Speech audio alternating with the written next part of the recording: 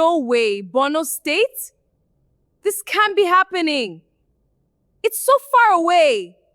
I can't believe this. This is a nightmare. In Nigeria, an NYSC posting letter is a lottery ticket. You either win a dream or you're sentenced to a nightmare. As I stood in my father's air-conditioned Ikoyi living room, staring at the word Ileaje, a place not even Google Maps could locate, I didn't realize I wasn't just being sent to a village. I was being sent to a crime scene. Before this story begins, go grab your palm wine, sit back, and relax your mind. You are about to enter another world of African storytelling, where secrets speak louder than truth, and every ending carries a lesson.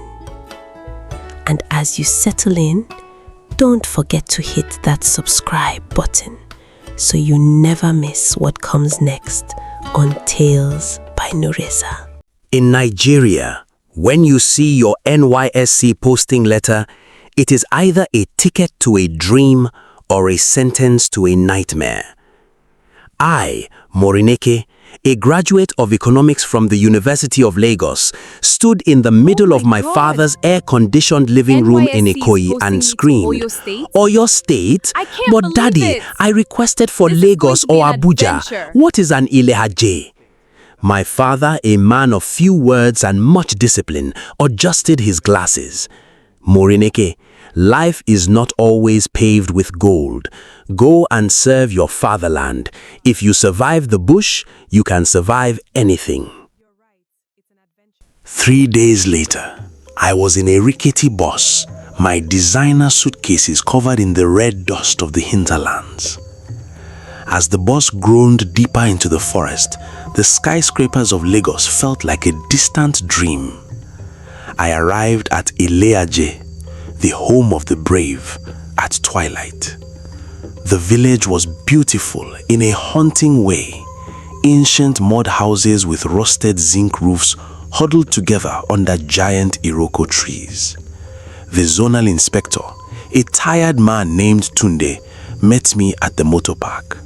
"Welcome, Morinke," he said, his voice dry. "This village is peaceful, provided you follow the rules. Here, tradition is not a suggestion, it is the law." I rolled my eyes. I was a city girl. I believed in data, technology, and human rights. I didn't believe in village laws. My place of primary assignment was the only secondary school in the village. I lived in a small, damp room in the corpus lodge with one other girl, Yemi. Yemi was quiet, almost fearful. On my second day, the principal, a stern man named Ade, called me into his office.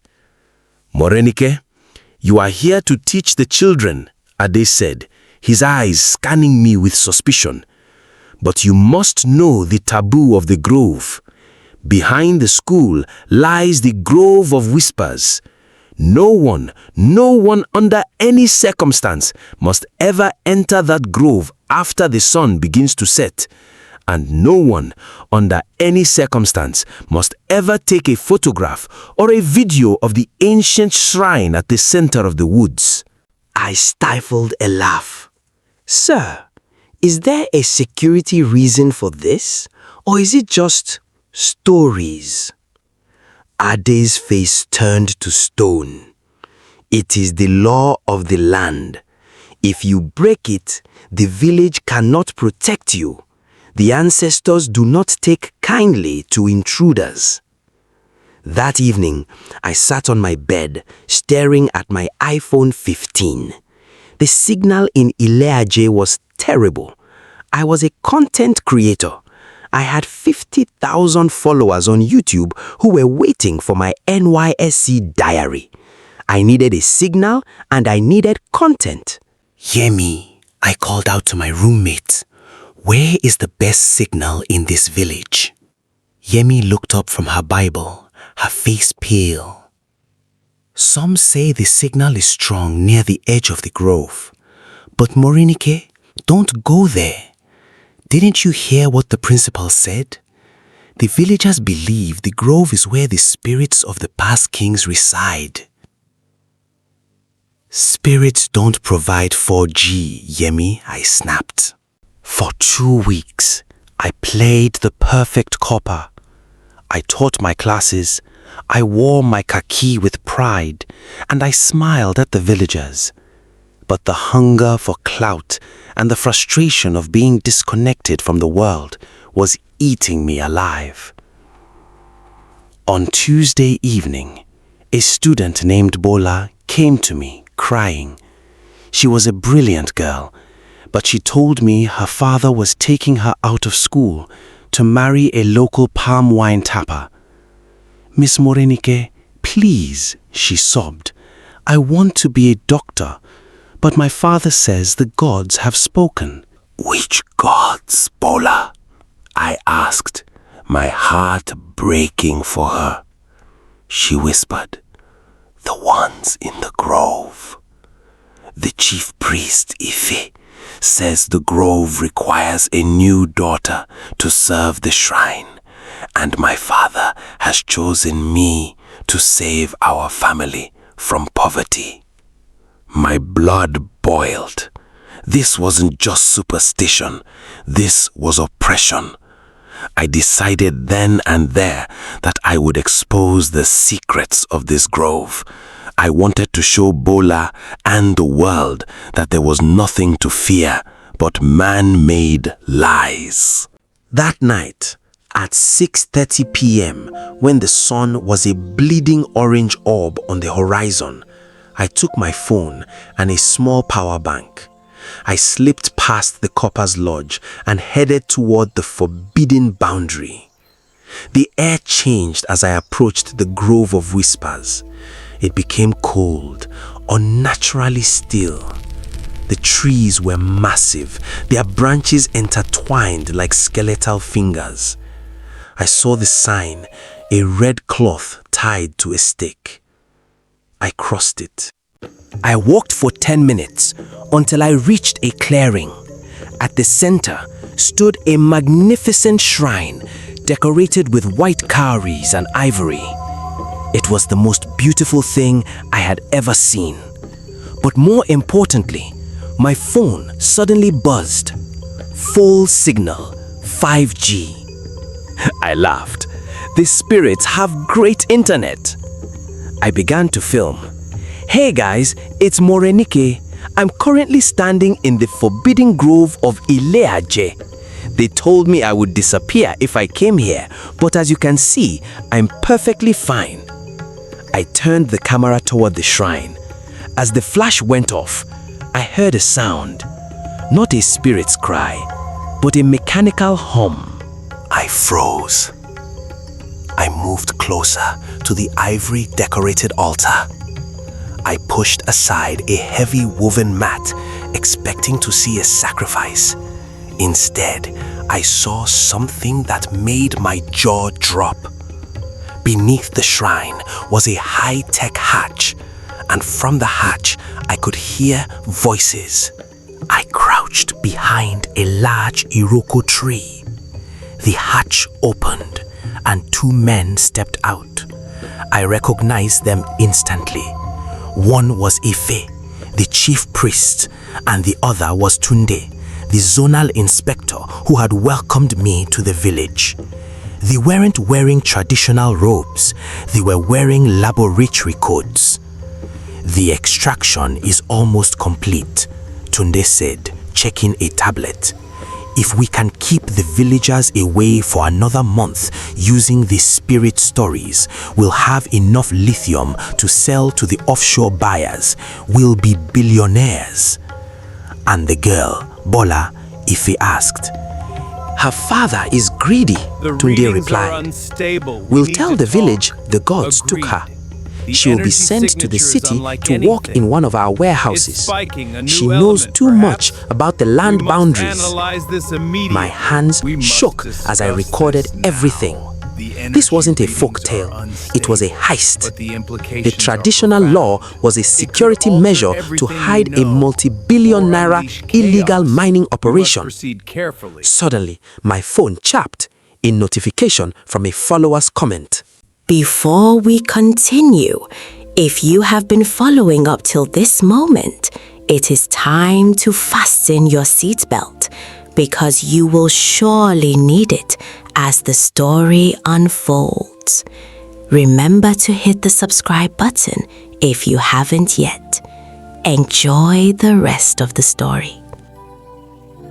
The two men spun around. Ife shouted, "Who is there?" I didn't wait. I turned and bolted through the thicket. I could hear them crashing through the bushes behind me. "It's the Copper Girl," Tunde yelled. "Catch her! She has her phone!" I didn't make it back to the lodge. As I broke out of the woods, I ran straight into the arms of the village hunters, led by the principal, Ade. "She has done it," the hunters whispered in horror. "She has broken the law. She has brought the curse upon us." Ife and Tunde arrived, hunting. They immediately changed their tone, acting like the keepers of tradition. "She has desecrated the grove," Ife screamed to the gathering crowd. "She has filmed the faces of the ancestors. To save the village, she must be judged by the king tonight." I was dragged to the palace of Oba Ade. The entire village was there, their faces illuminated by torchlight. The king, an old man with eyes that saw through souls, sat on his throne. "Morinke," the king said, his voice like rolling thunder, "you were warned. Why did you defy the laws of our fathers?" Tunde stepped forward. "Kabiese, she is a spy. She wants to sell the village secrets to the city people. We must seize her devices and banish her, or worse." "Kabiese," I said, my voice steady despite the trembling in my knees. "I did break the law, but I did it because I wanted to see the gods, and I found them. But they aren't spirits." The crowd gasped. "Silence!" Ife the priest shouted. "She is blaspheming!" "Let her speak," the king commanded. I looked at the Oba. "The law says no one should enter the grove so the spirits aren't disturbed. But your chief priest and the NYSC inspector enter every night. They don't go to pray, they go to steal. There is a stone in the ground called lithium. It is worth more than all the cocoa in this state. They are mining it and telling you it's the gods taking the land." The village erupted in murmurs. Tunde stepped toward me, his hand raised. "She is lying. She is possessed." "Am I?" I held up my phone. "The video is already on the internet. Thousands of people are watching it right now.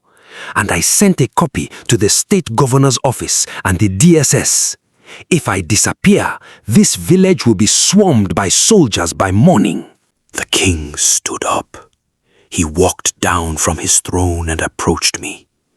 The silence was so heavy you could hear the crickets in the distance. He took my phone and looked at the screen.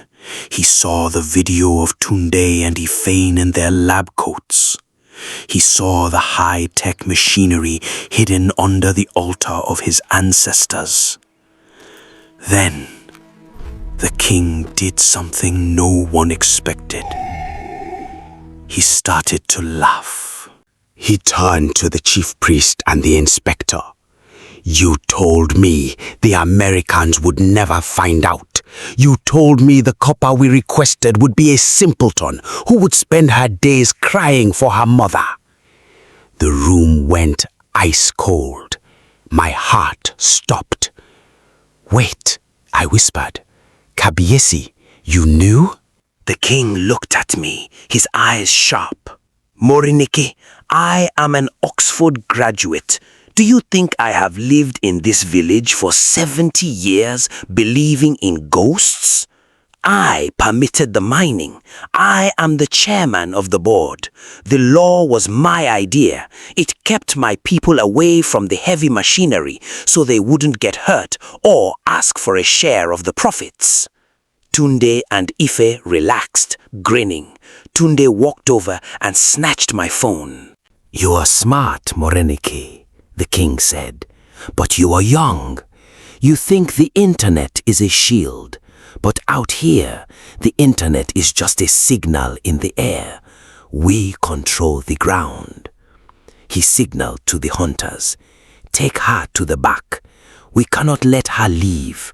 We will tell the NYSC that she drowned in the stream. A tragic accident for a city girl who didn't know how to swim." As the hunters grabbed my arms, I felt a surge of adrenaline. "You are right, Kabiesi," I shouted as they dragged me toward the side door. "The internet is just a signal, but I didn't just send the video to the governor." The king paused. "Who else?" "I sent it to your rival," I lied, thinking fast. "The king of the neighboring village, Obasikiru.